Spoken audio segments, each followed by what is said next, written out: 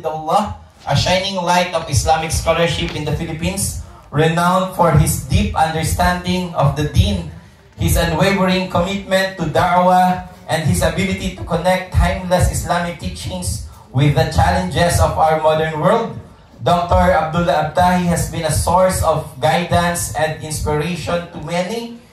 Today, we are privileged to hear from a scholar whose wisdom and passion for uplifting the Ummah resonate deeply. Let us welcome Sheikh Dr. Abdullah Abtahi with open hearts and eager minds as he enlightens us with his profound insights. فليتفضل مشكورا. Takbir! Allahu Akbar.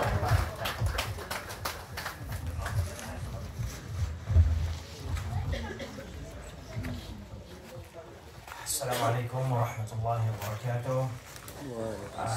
Good morning everyone.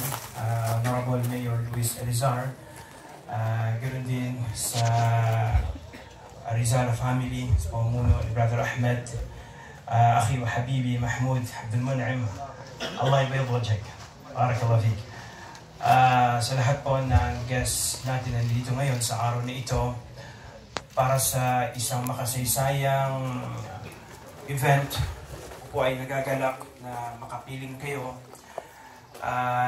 sa isang kauna-unahang Islamic subdivision na tayo po ay very optimistic sa araw na ito at umaasa na ito po ang subdivision, ang project na ito ang magiging kauna-unahang good model ng isang Islamic community na makikita ng ibang communities na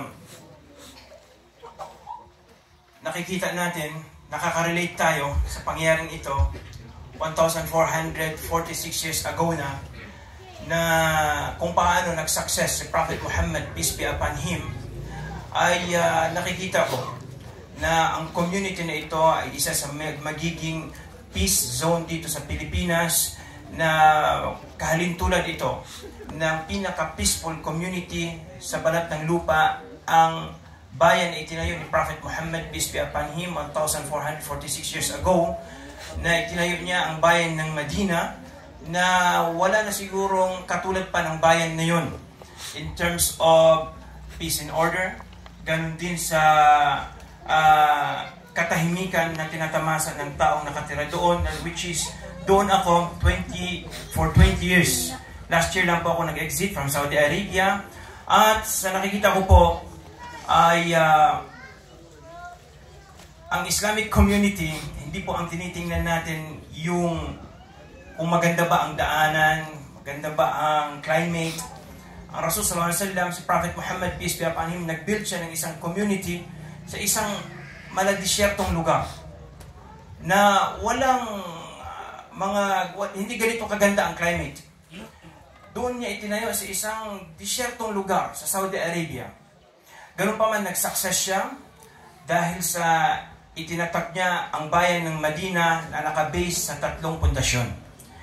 Meron pong 3 susi ng pagtagumpay ng anumang Muslim community kung gusto nating maging successful tayo sa pag-build ng anumang Muslim community. Number 1, si Prophet Muhammad, peace be upon him, pinatatag niya ang ugnayan ng mga residents ng Medina at ng Panginoong lumikha sa kanila.